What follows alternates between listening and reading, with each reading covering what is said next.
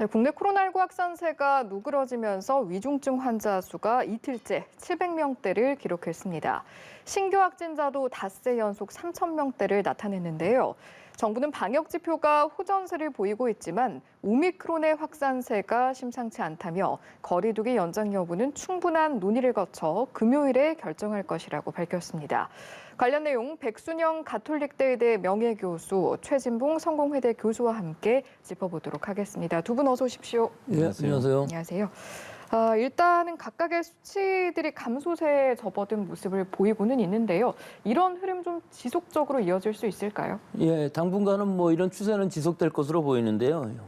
오늘은 화요일이기 때문에 진단검사 수가 줄어드는 주말 효과가 화요일까지는 가고요. 예. 내일 수요일은 좀 더 늘어날 것으로는 보이지만 오늘 3,097명, 이건 어제보다 90명이 줄어든 상황이고요.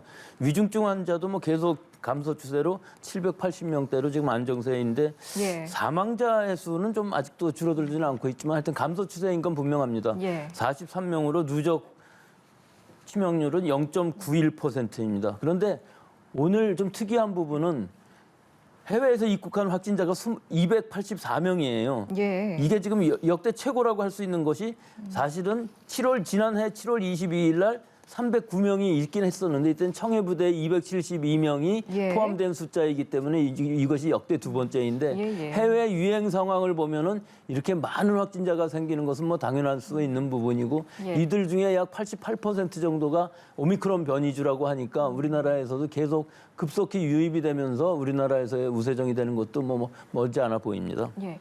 관련해서 이제 오미크론 전문가에서도 이야기를 차후에 나누어 보겠습니다만 일단은 수치들이 좀 감소세에 접어든 모습을 보이니까 거리 두기 완화에 대한 기대감도 나오고 있거든요. 정부에서 금요일에 발표를 하겠다 이렇게 밝힌 거죠? 네, 그렇습니다. 말씀하신 것처럼 금요일에 발표를 하게 돼 있는데 지금 상당히 좀 신중하게 검토하고 있는 것 같아요. 예. 오늘 방역의료분과 회의를 하고요. 거기서 논의하고 1차적으로. 그리고 나서 12일 날 일상회복지원위원회 회의를 열어서 거기서 아마 최종 결정할 것 같은데 문제는 지금 현재 오미크론 변이가 변수가 되고 있습니다. 예. 오미크론 변이가 확산세가 크다고 하니까 이 변이가 우세종이 된다고 하면 뭐 10,000명이 아니라 심한 데는 10만 명까지도 예상하는 경우도 있어요. 가끔. 예. 물론 이게 예측치긴 합니다만 그래서 이 오미크론 변이까지 확산됐을 때 과연 일상회복을 우리가 단계적 일상으로 다시 돌아가는 것이 괜찮을까 하는 부분에 우려가 있고 또 하나는 이제 설 연휴. 지금 설 연휴가 끼어 있거든요. 설 예. 연휴가 어떻게 되느냐가 또 중요한 변수가 될 수 있는 상황. 이런 부분 때문에 거리두기 조정에 상당히 신중을 하고 있는 것 같습니다. 그런 예. 부분들이 아마 검토될 것으로 저는 생각이 드는데 왜냐하면 지금 보시는 것처럼 막 7,000명, 8,000명까지 늘었다가 거리두기 강화하니까 지금 3,000명대로 줄어들었지 않습니까? 예. 그건 결국 거리두기와 확진자 수는 비례해서 항상 영향을 미칠 수밖에 없는 구조예요. 그렇다고 해서 우리가 계속 이렇게 거리두기를 할 수 없는 상황이고요. 그러니까 중요한 건 우리가 감당 가능한 정도의 의료체계가 감당 가능한 정도의 중증 환자는 사망자 수가 나오느냐 하는 부분이 가장 중요할 텐데 이 부분에 대한 전문가들의 검토가 있을 걸로 보여집니다. 지금 현재 4인 9시라고 하는 이 기준을 어떻게 할지는 좀 아직까지는 예측이 좀 어렵고요. 다만 그 약간의 변화는 있을 것 같아요. 예컨대 예. 이걸 완전히 풀기보다는 업종별로 좀 차이를 두거나 업종별로 운영 시간에 차이를 두는 방안들을 고려할 수 있을 것 같은데 예전에 단계적 일상회복 단계로 다시 돌아가기는 좀 어렵지 않겠나 이런 생각입니다. 예. 여러 가지 변수를 고려했을 때 특히 두 분께서 말씀해 주신 오미크론 변이를 고려했을 때 거리 두기 연장 여부 등에 대한 내용은 좀 방향성을 어떻게 잡아가야 한다고 보시는지요?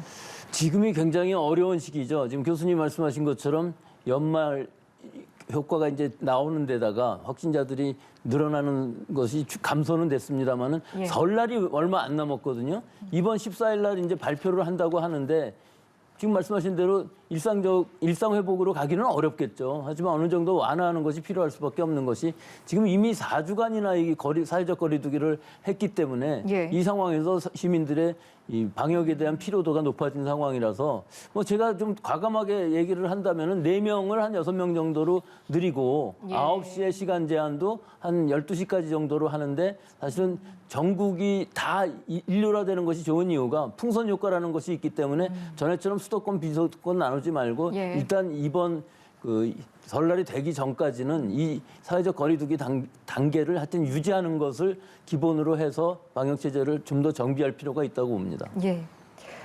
어제가요, 대형마트와 백화점에 방역 패스를 적용한 첫날이었는데 아무래도 또 첫날이다 보니 혼선도 일부 있었을 것 같고요. 좀 받아들이는 모습들이 어땠습니까? 뭐 혼선이 전혀 없다고 볼 수는 없어요. 그러나 우리가 예상했던 것보다는 그래도 차분하게 대응한 것 같습니다. 일단 백화점이나 대형마트 중에 900평 이상 되는 장소에서만 지금 적용이 되는 건데 방역패스 이제 특히 이 휴대전화를 활용하는데 조금 늦을 수 있는 이제 고령층 같은 경우에 어려움이 좀 있었고요. 또 하나는 이게 접종하고 나서 업데이트를 해야 돼요. 그러니까 들어가서 업데이트를 자동으로 업데이트하는 게 아니라 본인이 업데이트를 해야만 본인이 2차, 3차 부스터샷까지 맞았는지 안 맞았는지가 나오는 건데 그걸 잘 하기가 어려우셔서 좀 어려움이 있었고 다만 백화점이나 이 대형마트에서 직원들을 좀 비치를 해서 이걸 좀 배치를 시켜서 그분들이 도와드리는 역할을 했기 때문에 그렇게까지 큰 혼란은 없었는데 그럼에도 불구하고 예를 들면 접종을 안 하신 분들이나 아니면 이제 접종 시기가 지나신 분들 그러니까 2차 접종하고 지나신 분들 같은 경우에는 이용을 못 하게 됐잖아요. 거기에서 고성도 좀 있었고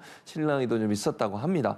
뭐 이런 부분들은 뭐 예측했던 부분인 것 같고요. 또 하나는 일부에서는 이제 반대하는 목소리도 나오고 있어서 또한 이런 부분도 있는 것 같아요. 예컨대 대형마트 같은 경우에는 생필품을 사는 곳인데 백신을 맞지 않았다는 이유로 생필품 구입까지 어렵냐.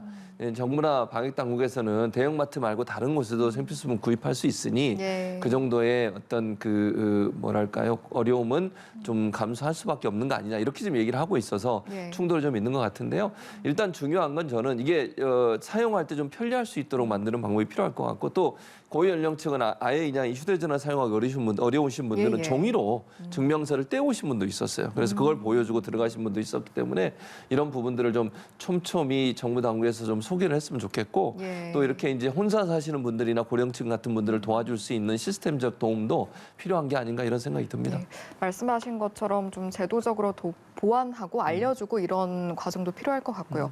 또 그런데 이제 일각에서는 지속적으로 방역 패스 자체에 대해서 비판의 목소리가 나오는 것도 여전히 좀 들어볼 수가 있습니다. 이런 걸 좀 고려해 봤을 때 방역 패스가 정말 효율적인 수단인가? 여기에 대해서는 어떻게 판단하십니까? 일단 이 유행이 확산이 되게 되면은 미접종자인 경우에 있어서는 감염될 위험성도 높아지고 감염이 되면은 위중증으로 가는 가능성이 높아지는 것은 분명하죠. 그렇기 때문에 방역 패스를 적용하게 되면은 이 미접종자들을 보호하는 효과는 충분히 있을 것으로 보입니다.